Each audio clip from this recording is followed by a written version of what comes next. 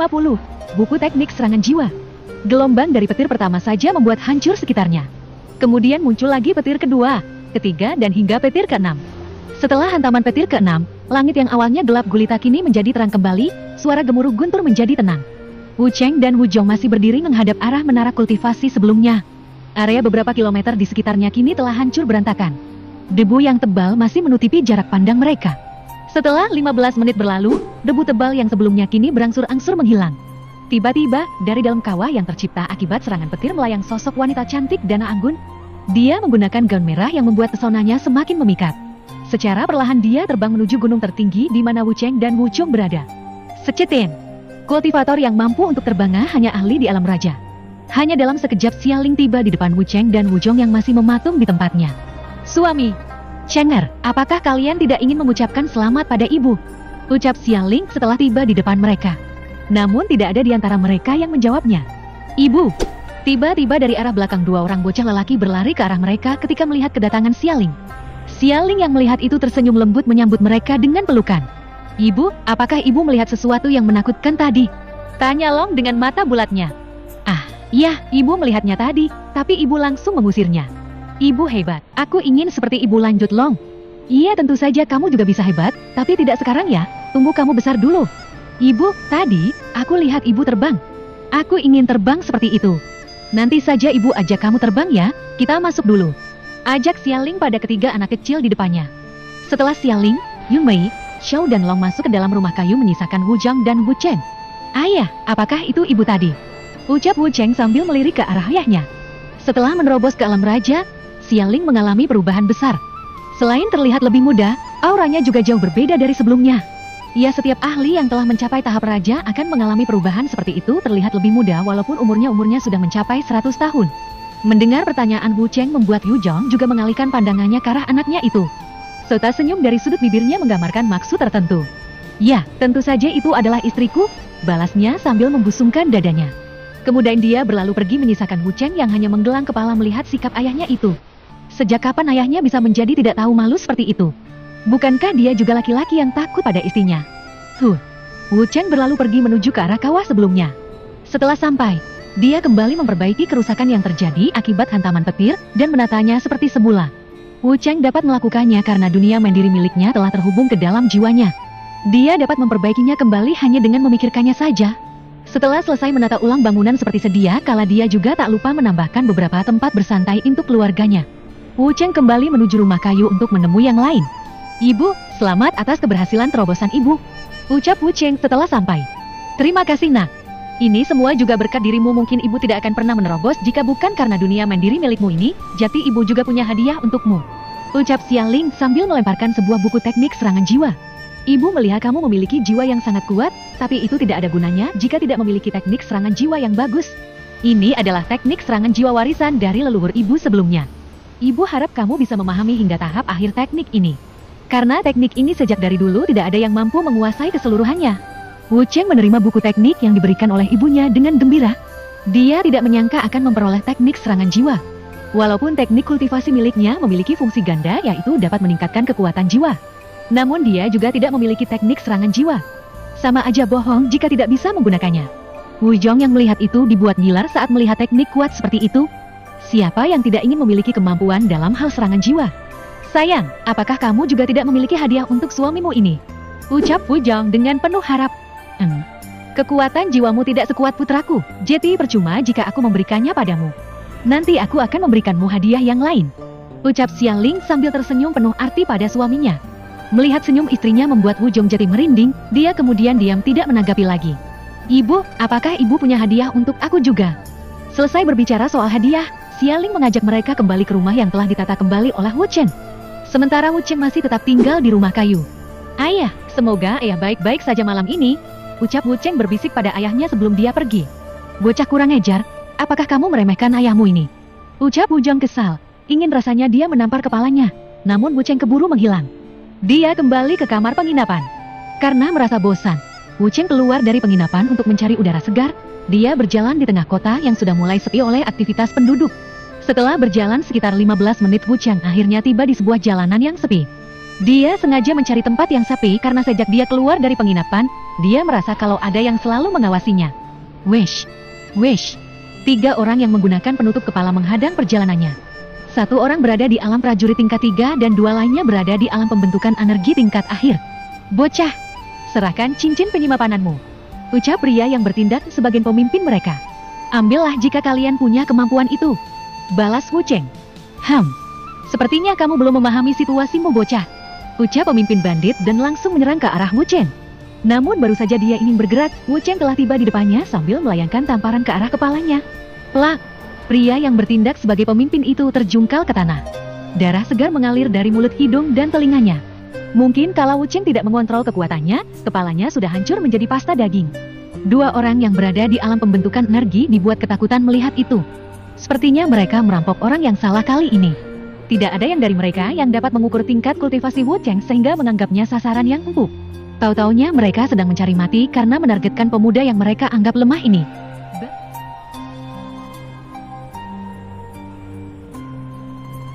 Bab 51, Kultivator Iblis. Tuh, Tuan Muda. Ampuni, kita ucap salah satu bandit gemetaran. Ya, sifat manusia memang seperti itu. Ketika dihadapkan dengan kematian, maka akan menjadi pengecut untuk memohon hidupnya. Wu Cheng hanya mendengus dingin menanggapi ucapan bandit itu. Dia bergerak cepat dan memukul kepala 2 orang bandit itu. Bam! Bam! Seketika kepala bandit itu hancur, mereka mati dengan penasaran. Bagaimana mereka tidak bisa mengetahui kultivasi pemuda ini hingga terjebak sendiri. Pemimpin bandit yang tersisa dalam keadaan sekarat menjadi ketakutan saat dihampiri oleh Wu Cheng. Ketika tiba di samping bandit, Wu Cheng langsung menarik penutup kepalanya hingga wajahnya kelihatan. Namun dia sangat terkejut ketika mendapati kalau pemimpin bandit itu ternyata salah satu anggota yang dikirimkan oleh manajer Shan ke kota Hima. Plak! Ampuni saya Tuan Muda. Saya hanya menjalankan perintah. Bajingan, berapa orang kalian yang berhasil menyusup ke dalam restoran Awan Putih? Ucap Wu Cheng dengan marah, dia seperti terjebak sendiri oleh tindakannya. Ternyata, para bandit ini bersembunyi terlalu dalam sehingga dapat mengelabui Heng Mao dan manajer Shan. Ternyata bandit itu juga memiliki tato serigala di bagian leher belakangnya. Ketika hendak berbicara, tiba-tiba bandit itu kesulitan untuk mengucapkan kata-katanya. Dia seperti sedang tersedak. Kemudian bom. Pemimpin bandit itu meledak menjadi kabut darah dan hilang begitu saja. Untung saja Wu Cheng dengan cepat menyadarinya sehingga dia sempat untuk menghindari ledakan itu. Kalau tidak mungkin saja dia akan luka parah karena begitu dekat dengan pusat ledakan. Sialan, umpat Wu Cheng kesal. Ternyata setiap anggota bandit itu telah ditanamkan segel jiwa pada mereka. Ketika mereka akan membuka informasi mengenai organisasi mereka, maka secara otomatis segel itu akan aktif dan meledakkan mereka. Dengan cepat Wu Cheng mengeluarkan batu komunikasi miliknya dan mengirimkan pesan pada manajer Shan dan Heng Mao untuk memeriksa seluruh anak buahnya. Dia meminta mereka untuk membunuh siapapun yang memiliki tato bergambar serigala di tubuhnya. Selesai mengirim pesan, Wu Cheng memeriksa cincin penyimpanan para bandit itu, namun dia tidak menemukan petunjuk apapun selain hanya menemukan koin emas dan beberapa senjata tingkat rendah di dalam cincin penyimpanan mereka. Manajer Shan dan Heng Mao yang menerima pesan dari Wu Cheng sangat terkejut ketika mengetahui kalau mereka telah disusupi oleh musuh. Karena kelalaian mereka ini bisa saja akan menimbulkan bencana untuk diri sendiri jika tidak diketahui dengan cepat. Malam itu juga, manajer Shan dan Heng Mao bekerja sama untuk memeriksa seluruh anggota mereka yang masih berada di kota Liyuan. Sementara yang telah menjalankan misi di luar kota akan ditarik satu persatu nantinya untuk menghindari kecurigaan para penyusup itu. Dan benar saja, mereka menemukan 7 orang yang memiliki tato serigala di tubuhnya. Manajer Shan dan Heng Mao menjalankan sesuai perintah Wu Cheng, yaitu langsung mengeksekusi mereka di tempat. Hal ini membuat sedikit kehebohan di antara anggota-anggota yang lain. Mereka juga tidak menyangka kalau berada begitu dekat dengan musuh sendiri. Selesai menjalankan tugasnya, manajer Shan tak lupa mengirimkan informasi kepada Wu Cheng terkait situasi di kota Liyuan saat ini. Dia juga tak lupa memberitahunya tentang 7 orang yang ternyata bandit yang berhasil menyusup. Setelah sampai di penginapan, Wu Cheng mulai berpikir bagaimana cara menghadapi para bandit ini. Sepertinya, menghadapi mereka secara terang-terangan bukanlah solusi yang tepat. Apalagi sangat sulit mengetahui informasi mengenai mereka. Dan yang paling Wu Cheng bingung yaitu, apa sebenarnya tujuan dari para bandit ini? Lalu apa hubung mereka dengan organisasi pemburu serigala darah? Setelah berpikir cukup lama, Wu Cheng masih bela menemukan solusi yang tepat. Yang bisa dia lakukan adalah mengurangi jumlah mereka secara perlahan untuk memancing ikan besar keluar. Namun sepertinya dia butuh partner yang dapat dipercayai kali ini. Setelah mempertimbangkan cukup lama, Wu Cheng akhirnya memutuskan untuk meminta bantuan Sekte Naga Biru. Bagaimanapun dia melakukan ini demi kebaikan semua orang. Sektenya pasti akan mengirimkan murid sekte untuk membantunya. Wu Cheng kemudian mengeluarkan token identitas murid khusus miliknya. Selain berfungsi sebagai identitas, token ini juga berfungsi untuk mengirim pesan kepada orang-orang di sekte. Token itu juga memiliki keistimewaan, yaitu dapat mengirimkan pesan pada jarak yang sangat jauh. Namun Paan tidak sampai pada orang tertentu melainkan diolah informasi Sekte Naga Biru. Dari pesannya, Wu Cheng menjelaskan situasi yang dia alami saat ini dan meminta bantuan pada sekte. Di kerajaan Yun, 2 orang pria parubaya yang sedang dalam keadaan terluka parah kini sedang berlari di dalam hutan. Di belakang mereka terdapat puluhan prajurit dari kerajaan Yun sedang mengejar tanpa henti. Ya, mereka adalah Leo dan Liang Hu. Sebelumnya mereka berhasil menyusup ke dalam istana kerajaan Yun dan mengetahui fakta-fakta yang sebenarnya terjadi dalam istana. Misi yang dikeluarkan oleh kerajaan Yun untuk menjelajahi alam rahasia hanyalah kedok belaka untuk menarik orang-orang masuk dalam perangkap mereka. Setiap anggota klan yang ikut menjalankan misi ternyata akan dijadikan prajurit oleh kerajaan Yun. Mereka akan ditanamkan segel pada jiwanya agar tidak berkhianat pada mereka. Namun siapapun yang menolak akan dibawa ke suatu tempat yang ternyata tempat di mana leluhur kerajaan Yun berkultivasi. Mereka yang menolak akan dijadikan sumber daya kultivasi oleh leluhur kerajaan. Ternyata leluhur kerajaan Yun telah menjadi seorang kultivator iblis yang menjadikan darah sebagai sumber daya kultivasinya. Saudara Leo, pergilah, biarkan aku menahan mereka. Kita harus menyampaikan pesan ini pada Tuan Muda, ucap Liang Hu pada Leo. Sekarang kondisi mereka sudah semakin terdesak. Dengan kondisi terluka parah akibat bertarung sengit untuk meloloskan diri dari prajurit kerajaan Yun. Bisa dikatakan, mereka bisa hidup sampai saat ini saja sudah menjadi keberuntungan bagi mereka. Tidak bisa, kalau pergi maka kita harus pergi bersama. Saya tidak akan meninggalkan saudara Li di sini, ucap Leo dengan tegas. Liang Hu cukup terharu dengan sikap Leo, dia juga sebenarnya tidak ingin mati sia-sia di sini. Namun jika tidak ada salah seorang yang memberikan jalan untuk melarikan diri maka mereka berdua bisa mati di sini tanpa bisa menyampaikan informasi yang mereka dapatkan. Setidaknya jika Leo dapat melarikan diri maka saudara-saudaranya akan membalaskan dendamnya di masa depan. Cepat pergilah, kita tidak punya kesempatan lagi. Jika di masa depan ada kesempatan maka balaskan dendamku bersama saudara-saudara yang lain, ucap Liang Hu dengan suara yang cukup tinggi. Leo tersentak dengan ucapan Liang Hu, sepertinya dia memang sungguh-sungguh mengatakannya. Dengan mata sedikit memerah, dia kemudian mengangguk. Saudara Li, bertahanlah sebentar, saya akan kembali mencari bantuan, ucap Leo sambil berlalu dengan cepat.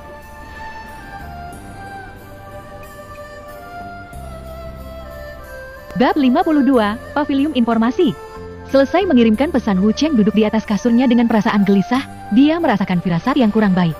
Sepertinya sedang terjadi sesuatu kepada orang-orang di dekatnya.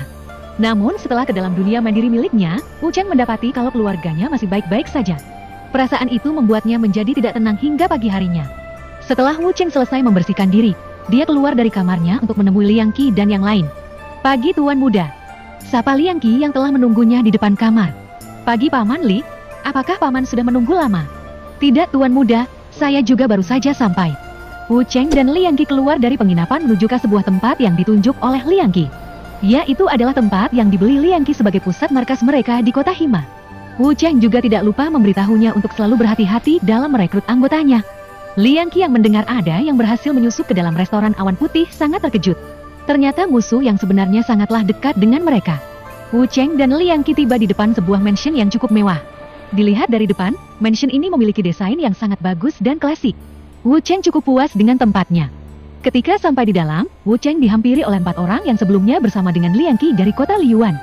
Selain mereka berempat dalam mansion juga terdapat puluhan kultivator berbagai tingkatan. Yang terlemah berada di alam pembentukan energi tingkat menengah. Mereka menatapnya dengan remeh karena merasa kalau pemuda di depannya ini hanyalah pemuda biasa. Selama beberapa saat, Wu Cheng mengamati mereka semua dengan datar. Sebenarnya dia sedang memeriksa jika ada penyusup di antara mereka. Setelah mengamati mereka selama beberapa dia menemukan 3 orang yang bertingkah mencurigakan. Tanpa menunda Wu Cheng melesat dan langsung memukul salah satunya. Ya, dia melihat tato bergambar serigala di lengannya. Bam! Pria yang berada di alam prajurit tingkat 2 tersungkur dengan bersimbah darah ke tanah. Para kultivator menjadi bengong dengan tindakannya tiba-tiba. Wu kembali bergerak dan memukul 2 yang lainnya. Dia juga menemukan tato serigala di bahu sebelah kiri dan lehernya. Wu Cheng mengeluarkan pedangnya dan memenggal kepala ketiganya. Kultivator yang berada di alam prajurit mati begitu saja. Ini membuat mereka yang awalnya meremehkannya menjadi ketakutan. Mereka bahkan tidak berani menatapnya lagi. Tindakan Wu Cheng membuat tekanan batin secara langsung pada diri mereka. Bahkan Liang Qi juga tidak menduga kalau Wu Cheng akan bertindak tegas pada musuh. Mereka adalah para bandit yang akhir-akhir ini sering merampok para warga dan pedagang. Setiap dari mereka memiliki tato bergambar serigala di tubuhnya. Jelas Wu Cheng saat melihat yang lain ketakutan karena sikap agresifnya. Mereka yang awalnya tertekan akhirnya menjadi lega setelah mendengar ucapan Wu Cheng. Mereka akhirnya memahami maksud dibalik tindakannya yang agresif. Wu Cheng kemudian mengarahkan mereka untuk mulai beroperasi hari utuh juak. Ada yang bertugas untuk memata-matai musuh, Ada pula yang bekerja untuk jadi pengawal para pedagang. Semua bekerja sawia dengan instruksinya. Rata-rata para kultivator ini merupakan penduduk kota Hima yang tidak memiliki pendukung sehingga mereka memilih untuk bergabung. Cabang yang dibuka oleh Wucheng di kota Hima disebut sebagai Pavilium Informasi. Jumlah kultivator yang bergabung mencapai 25 orang, ditambah dengan Liang Qi dan yang lain berjumlah 30 orang. Liang Qi bertindak sebagai pemimpin di Pavilium Informasi sebagai tangan kanan Wucheng. Yaitu juga atas persetujuan mereka karena Liang Qi merupakan yang terkuat di antara mereka. Dia berada di alam jenderal tingkat 2.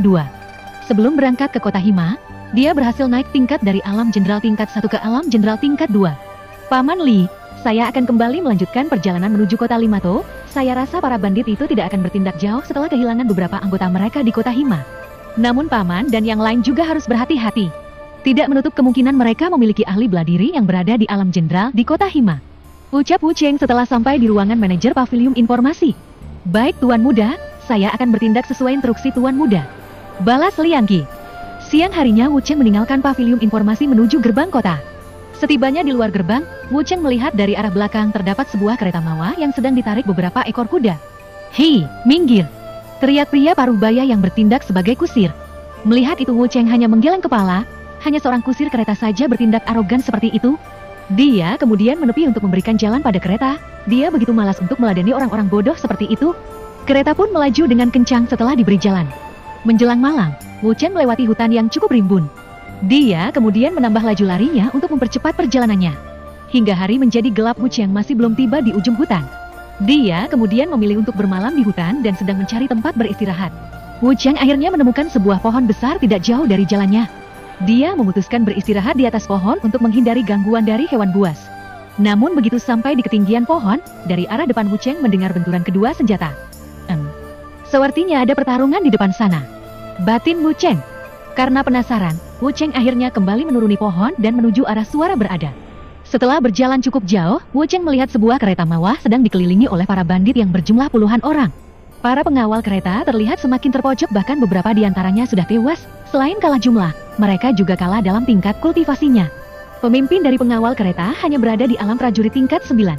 Sementara pemimpin bandit itu berada di alam jenderal tingkat 1.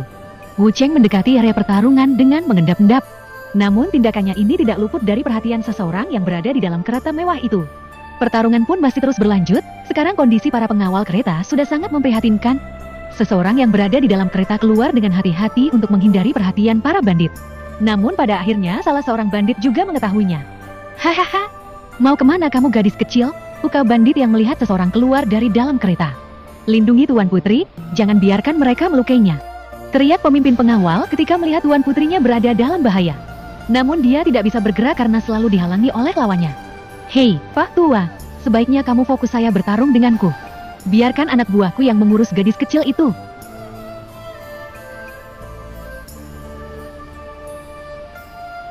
Bab 53, Teknik Pengorbanan Darah. Gadis yang merasa terancam karena ketahuan secara spontan berlari ke arah Wucheng bersembunyi. Ini membuat Wucheng kesal dan mengumpat dalam hati.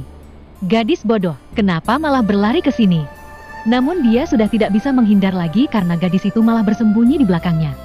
"Hahaha, ternyata masih ada ikan kecil lagi yang muncul," ucap bandit itu ketika melihat Wucheng. "Hei, kenapa membawa masalah untukku? Pergilah, saya tidak ada hubungannya dengan kalian," ucap Wucheng kesal pada gadis di belakangnya. "Tuh, Tuan Muda, tolong aku, saya akan membayarmu berapapun yang kamu mau.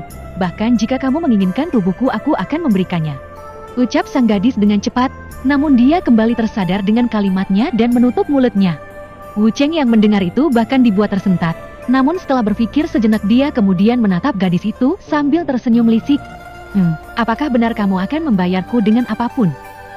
Tidak, maksudku." Belum selesai dia berbicara namun kembali disahut oleh Wucheng. "Baiklah, aku setuju," ucapnya dengan cepat. Tindakan Wucheng bahkan membuat gadis itu bengong sesaat. "Hei bocah, pergilah dari sini. Biarkan aku mengurus gadis kecil ini. Namun sebelum pergi tinggalkan terlebih dahulu cincin penyimpananmu," teriak bandit itu pada Wucheng dengan kesal. "Hei, apakah kamu bodoh? Gadis ini mengatakan akan membayarku dengan apapun. Jadi tentu saja aku tidak akan melewatkannya. Bajingan, ternyata kamu mencari mati bocah," umpat sang bandit sambil melayangkan tebasan ke arah Wucheng. Dia menganggap kalau Wucheng hanyalah pemuda biasa yang melebih-lebihkan dirinya di depan seorang gadis. Wu Cheng mengeluarkan pedang tingkat berlian miliknya dan menghilang dari tempatnya. Slash! Bu! Sebuah kepala terjatuh ke tanah. Pertarungan pun berhenti untuk sementara, semua yang melihat itu dibuat terkejut karena situasi yang tiba-tiba berbalik. Mereka sebelumnya tidak memperhatikan Wu Cheng karena mereka tidak dapat mengukur tingkat kultivasinya. Sang gadis yang melihat itu juga tak kalah terkejutnya, awalnya dia juga merasa bersalah karena melibatkan Wu Cheng. Dia juga sama seperti yang lain, menganggap kalau Wu Cheng hanyalah pemuda biasa yang mungkin tersesat di dalam hutan. Hei, sangat lemah, ternyata bandit seperti kalian hanya bermulut besar saja. Ucapan Wu Cheng membuat para bandit dan pengawal kembali tersadar dari keterkejutannya. Sialan, habisi bocah itu, teriak pemimpin bandit dengan kesal. Seketika 5 orang yang berada di alam prajurit tingkat awal hingga menengah bergerak mengelilingi Wu Cheng. Wu Cheng juga tidak berdiam diri lagi. Dia sudah terlibat dengan masalah, jadi tidak perlu lagi menghindar. Solusinya hanyalah bunuh saja. Wu Cheng kembali bergerak dengan cepat melayangkan pukulan dan tebasan. Hanya dalam beberapa pertukaran pukulan, 5 orang yang mengelilinginya sudah tak bernyawa. Gadis yang berada di belakang menatap Wu Cheng dengan mata berbinar. Dia tidak menyangka kalau pria di depannya ini ternyata begitu kuat. Selesai membunuh 5 orang, Wu Cheng masih tidak berhenti dan terus menyerang. Cipratan darah dan korban kembali berjatuhan. Para pengawal kereta yang awalnya putus asa kini melihat harapan kembali. Mereka kemudian kembali bertarung dengan sengit. Hanya dalam beberapa putaran, Wu Cheng kembali membunuh 5 orang. Bahkan salah satunya berada di alam prajurit tingkat 7. Perubahan situasi membuat para bandit menjadi sangat tertekan, semangat juang mereka juga semakin menurun. Ini memudahkan para pengawal dalam merobohkan lawannya. Satu persatu korban kembali berjatuhan. Hanya dalam beberapa menit menyisakan 5 orang bandit yang masih bertahan. Salah satunya adalah pemimpin bandit. Wu Cheng kini bergerak membantu pemimpin para pengawal untuk menghadapi bandit. Kondisinya bahkan sudah terluka parah karena perbedaan kultivasi. Darah segar mengalir memenuhi bajunya yang sudah sobek di sana-sini. Ketua, sebaiknya Anda beristirahat saja. Biarkan saya yang menghadapinya. Tapi Tuan Muda, dia sangatlah kuat. Tidak perlu khawatir, saya bisa mengatasinya. Balas Wu Cheng dengan yakin. Pemimpin bandit kembali dibuat murka oleh ucapan Wu Cheng. Bocah di depannya ini begitu meremehkan dirinya. Bocah, mati kamu. Dia kemudian melesat ke arah Wu Cheng dengan pedang di tangannya. Pertarungan pun kembali berlanjut. Satu persatu bandit yang tersisa juga mulai berjatuhan. Kini menyisakan pertarungan antara Wu Cheng dan pemimpin bandit. Beberapa luka sayatan juga mulai terlihat di tubuh Wu Cheng, namun dia tidak menghiraukannya. Luka seperti itu bukanlah apa-apa untuknya. Dia terus menyerang dan mendesak pemimpin bandit itu hingga terpojok. Pemimpin bandit yang merasakan situasinya tidak baik kembali berhenti. Bocah, kamu ternyata cukup kuat bahkan hingga bisa memaksaku sampai seperti ini. Mendengar ucapan bandit membuat Wu Cheng menyipitkan matanya. Dia melihat pemimpin bandit itu mulai membacakan mantra. Darah yang sebelumnya berjatuhan mulai menguap menjadi kabut merah. Mayat-mayat para bandit yang berserakan menjadi kering menyisakan tulang. Kabut merah mulai berkumpul dan masuk ke dalam tubuh pemimpin bandit. Secara perlahan aura dan tingkat kultivasinya mulai meningkat dari alam jenderal tingkat 1 menjadi tingkat 2, tingkat 3, tingkat 4, tingkat 5 dan berhenti di alam jenderal tingkat 6. Tubuhnya bahkan sudah mulai memerah seperti darah. Perubah situasi membuat Wu Cheng merasakan firasat buruk. Menghadapi pemimpin bandit di depannya sudah di luar dari kemampuannya.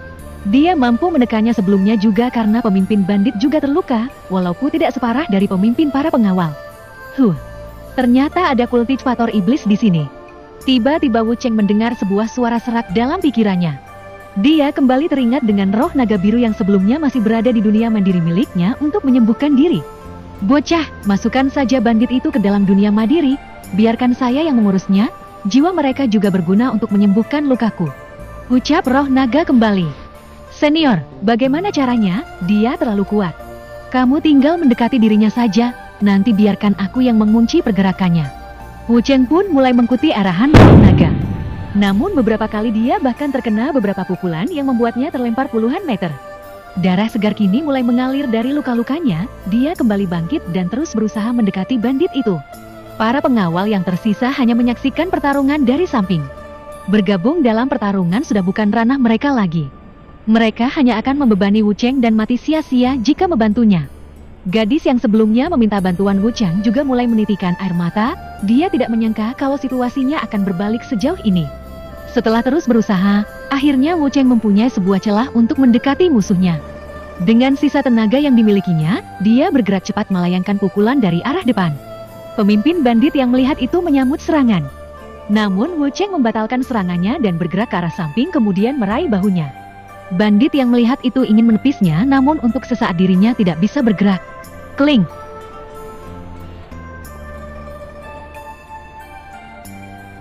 Bab 54, Hunyo. Pemimpin bandit menghilang begitu saja menyisakan Wu Cheng yang jatuh tidak sadarkan diri. Seluruh energi dalam tubuhnya terkuras habis, badannya juga terluka parah. Sang gadis yang melihat itu langsung berlari dengan cepat menyisakan para pengawal yang masih kebingungan. Banyak pertanyaan mulai bergulir dalam benak mereka kali ini, bahkan ada yang mulai mencari ke sana ke sini. Pemimpin bandit menghilang begitu saja di depan mata. Mereka saling memandang untuk mencari jawaban. Namun yang lain hanya mengangkat bahu karena kebingungan juga. Sang gadis menghampiri Wu Cheng yang sudah tidak sadarkan diri. Para pengawalnya juga mulai mengikuti dari belakang. Tanpa berpikir panjang, gadis itu langsung mengeluarkan pil penyembuh tingkat langit level menengah miliknya dan langsung memasukkannya ke dalam mulut Wu Cheng. Itu juga merupakan pil terbaik yang dimilikinya.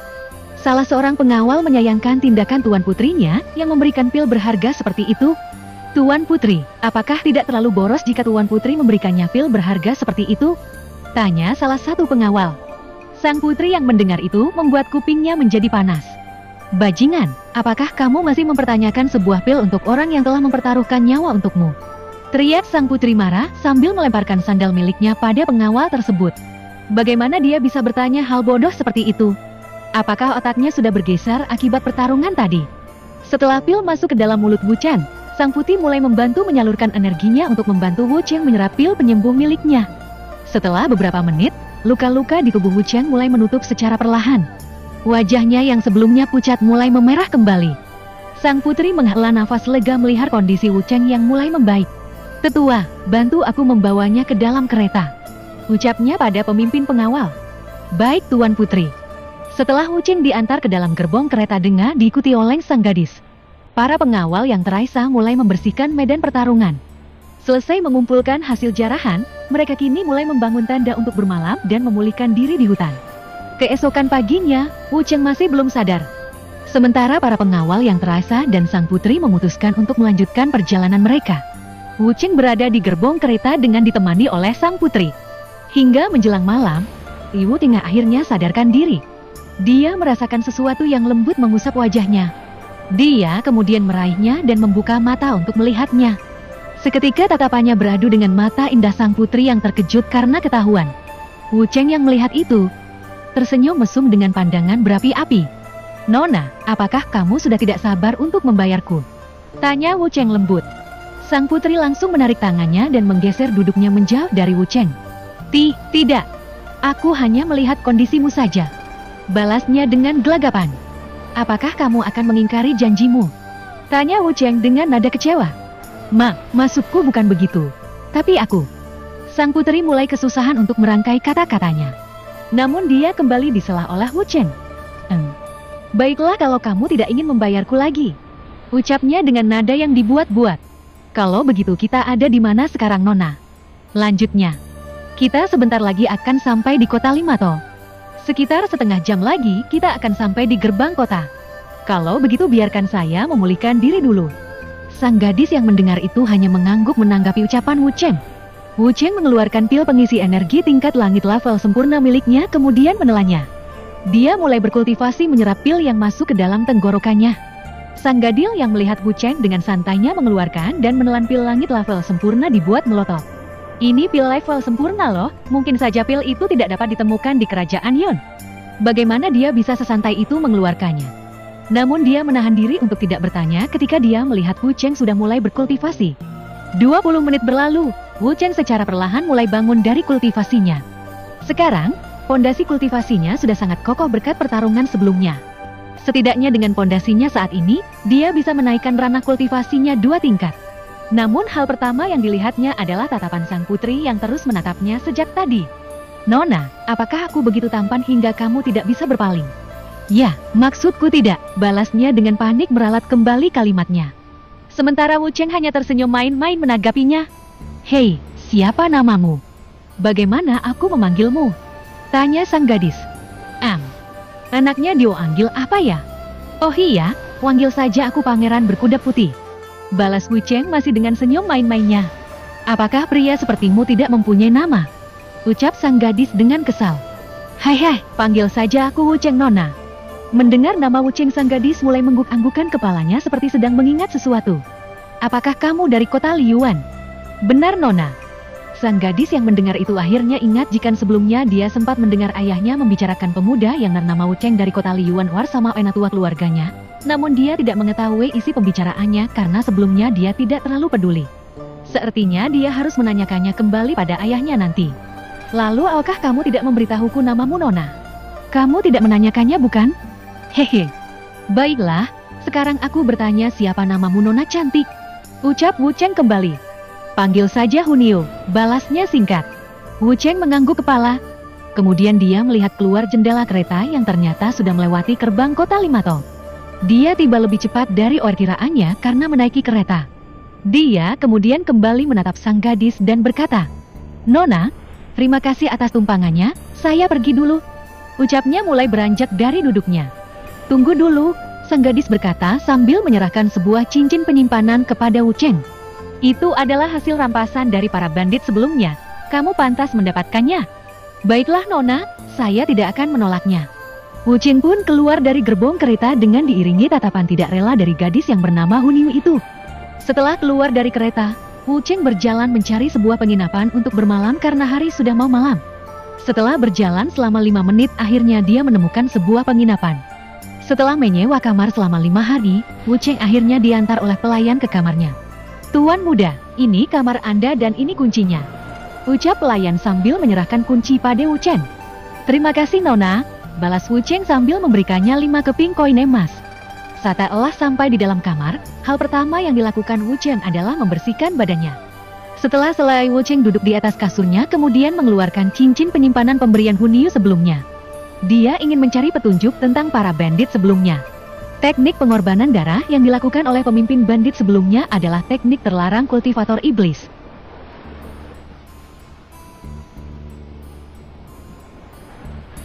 Bab 55, Alam Prajurit Tingkat 8, Jiwa Kaisar Awal. Dalam sebuah cincin penyimpanan, Wu Cheng menemukan sebuah token identitas bergambar kepala serigala. Setelah diamati dengan cermat, terdapat sebuah garis di bawah gambar kepala serigala. Wu Cheng kemudian memasukkannya kembali ke dalam cincin penyimpanan miliknya. Setelah semua cincin penyimpanan diperiksa oleh Wu Cheng, dia mendapatkan sekitar 200.000 koin emas, ratusan senjata berbagai tingkatan, dan puluhan tanaman spiritual. Sepertinya ini juga hasil rampasan dari para bandit ini. Setelah selesai memeriksa hasil rampasan, Wu Cheng masuk ke dalam dunia mandiri miliknya. Dia berencana untuk menaikkan ranah kultivasinya dan berlatih alkemis. Sebelum mulai berlatih, Wu Cheng kembali teringat dengan pemimpin bandit yang sebelumnya dia masukkan ke dalam dunia mandiri miliknya. Setelah memeriksa sebentar melalui jiwanya, Wu Cheng akhirnya mengetahui keberadaan dari roh naga di bagian utara dunia mandiri. Wu Cheng kemudian menghilang kembali, dia muncul di bagian utara dunia mandiri dekat dengan sebuah lembah. Wu Cheng dapat berpindah tempat di dalam dunia mandiri karena terhubung dengan jiwanya. Dia melihat sepertinya lembah ini dibuat oleh roh naga sebagai tempatnya menyembuhkan diri. Roh naga yang merasakan kedatangan Wu Cheng membuka mata dari kultivasinya. Dia menghampiri Wu Cheng dengan ukuran tubuh yang dikecilkan. Suman syukuran bos Cejekat 2 gerbong. Senior, terima kasih sudah membantuku sebelumnya. Ucap Wu Cheng saat melihat kedatangan roh naga. Walaupun hanya sebuah roh, namun terlihat sangat nyata. Bukan masalah besar, sepertinya kamu akan memiliki tugas berat kali ini, balas roh naga. Maksud senior? Tanya Wu Cheng penasaran dengan ucapan roh naga. Alih-alih menjawab, dalam mulut roh naga keluar cahaya kebiruan melesat dan masuk ke dalam kening Wu Cheng. Itu adalah informasi yang berhasil saya dapatkan dari bandit sebelumnya. Wu Cheng kemudian duduk bersila mencerna informasi yang diberikan oleh roh naga. Ingatan pemimpin bandit sebelumnya mulai mengalir ke dalam kepala Wu Cheng. Alangkah terkejutnya dia ketika mengetahui fakta-fakta yang sebenarnya mengenai para bandit ini. Mereka hanyalah pion kecil yang digerakkan oleh kekuatan besar di belakangnya. Tugas mereka hanyalah mencari sumber daya dan membuat kekacauan. Sementara markas mereka berada di dalam hutan perbatasan antara kota Hima dan kota Limato. Di setiap kota di kerajaan Yun, mereka miliki anggota yang masing-masing bertugas untuk mencari informasi siapapun yang hendak keluar dan masuk kota. Bahkan tidak jarang pula di antara mereka ada yang berhasil menyusup ke dalam barisan prajurit kota. Dan ini akan memudahkan mereka untuk bergerak. Namun dari ingatan pemimpin bandit, tidak ada informasi mengenai apa tujuan mereka sebenarnya. Karakter kecil seperti mereka tidak memiliki kualifikasi untuk bertemu langsung dengan pemimpin mereka. Mereka hanya bertugas untuk menjarah harta dan sumber daya. Pemimpin bandit merupakan bagian dari organisasi pemburu serigala darah. Dia merupakan salah satu bawahan langsung dari pemimpin organisasi. Mereka menyebar ke seluruh kota-kota sekitar untuk merampok para pedagang. Setiap bulannya, hasil jarahan mereka diantarkan ke markas organisasi. Mengetahui informasi ini membuat Wu Cheng semakin yakin untuk harus membasmi organisasi ini. Mereka yang sudah menjadi bawahan kultivator iblis adalah musuh yang sesungguhnya. Senior, terima kasih atas bantuan Anda kali ini. Informasi mengenai kultivator iblis ini sangatlah penting untuk keselamatan orang banyak. Bagus kalau kamu memahami maksudku bocah. Tapi kamu harus memberikan jiwa-jiwa mereka padaku untuk aku makan. Balas roh naga pada Wu Cheng. Senior, bagaimana caraku mengambil jiwa mereka? Sebuah bola cahaya kembali memasuki kening Wu Cheng. Ini adalah cara menyedot jiwa kultivator yang tubuh fananya telah mati. Wu Cheng semakin kagum dengan teknik-teknik yang dimiliki oleh roh naga ini. Sebelum pergi, Wu Cheng kembali diberikan cincin penyimpanan milik pemimpin bandit sebelumnya oleh roh naga. Setidaknya cincin itu berisi sumber daya dan koin emas hasil jarahan. Sesampainya di rumah kayu, Wu Cheng mengeluarkan sumber daya miliknya untuk berkultivasi. Kondisi sekarang mengharuskannya untuk segera bertambah kuat. Dia mulai menenangkan pikirannya dan mulai merasakan energi di sekitarnya. Secara perlahan energi-energi itu masuk ke dalam tubuhnya. Ratusan batu roh dan inti energi hewan buas yang berada di sekelilingnya mulai mengeluarkan energi pekat dan masuk ke dalam tubuh Wu Cheng. Setelah berkultivasi selama 1 hari, Wu Cheng akhirnya dapat meningkatkan ranahnya 1 tingkat dari alam prajurit tingkat 6 ke alam prajurit tingkat 7. Namun tidak berhenti di situ saja, dia kembali mengeluarkan inti energi hewan buas miliknya dan ratusan batu roh. Merasa itu tidak cukup, Wu Cheng mengeluarkan beberapa tanaman spiritual tingkat tinggi miliknya dan langsung mencernanya. 1 hari lagi berlalu, Wu Cheng akhirnya berhasil menaikkan ranahnya 1 tingkat lagi menjadi alam prajurit tingkat 8. Merasa pondasi kultivasinya tidak mampu untuk naik ranah lagi, Wu Cheng berhenti dari kultivasinya. Dia mengeluarkan buku teknik serangan jiwa pemberian ibunya dan mulai mempelajarinya. Halaman pertama yang dilihat Wu Cheng adalah tingkatan kekuatan jiwa, yaitu jiwa murni awal, menegah, akhir. Jiwa raja awal, menegah, akhir. Jiwa kaisar awal, menegah, akhir. Jiwa pertapa awal, menegah, akhir. Jiwa suci awal, menegah, akhir. Masih ada tingkatan di atasnya lagi dan kita up sesuai perkembangannya nanti. Setelah mengetahui tingkatan kekuatan jiwa, Wu Cheng kemudian memeriksa kekuatan jiwanya sendiri. Dia berada di jiwa kaisar awal. Wu Cheng terus mempelajari halaman demi halaman berikutnya. Wu Cheng mempelajari teknik serangan jiwa yang pertama, yaitu penekan jiwa. Dia hanya mampu mempelajari teknik ini karena kekuatan jiwanya yang masih lemah. Teknik pertama serangan jiwa ini dilakukan ketika bertatapan langsung dengan musuh. Pandangan akan membawa gelombang jiwa untuk menekan jiwa target. Teknik penekan jiwa dilakukan dengan kontrol jiwa yang baik. Kesalahan dalam menggunakan teknik dan kontrol jiwa akan menyebabkan serangan balik pada jiwa sendiri. Setelah berlatih selama 1 hari, Wu Cheng akhirnya mampu mengontrol kekuatan jiwanya. Selesai berlatih teknik serangan jiwa, Wu Cheng keluar dari dunia mandiri miliknya. Sebelumnya dia berencana untuk mengikuti kompetisi menyuling pil yang akan dilaksanakan beberapa hari lagi di kota Limato. Namun dia berubah pikiran ketika mengetahui kalau kota Limato juga merupakan sasaran target kekacauan yang akan dilakukan oleh organisasi pemburu serigala darah. Mereka bahkan menyebar di seluruh kota yang sangat padat penduduknya ini untuk mencari target. Setiap pedagang dan para peserta yang datang dari luar kota akan ditandai oleh mereka. Ketika keluar sari dalam kota, maka mereka akan menyergapnya di hutan-hutan terdekat. Begitu tiba di kamar penginapan, Wu Cheng menerima pesan dari taukan identitas murid khusus miliknya. Itu adalah pesan dari murid sekte naga biru yang diutus oleh sekte untuk membantunya sesuai dengan permintaannya.